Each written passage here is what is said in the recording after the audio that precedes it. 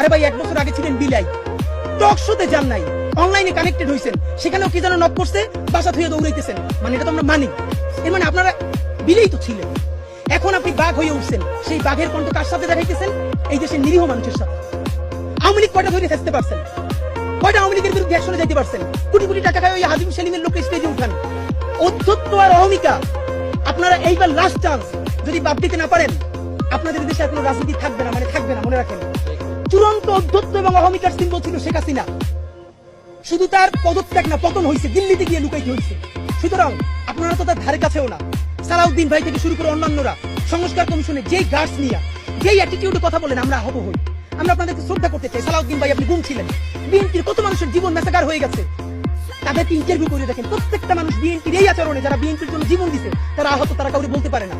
আমাদেরকে অগণিত বিএনপি কর্মীরা ধরে বলে, ভাই আপনারা যেটা বলেন এইটা শতভাগ সত্য।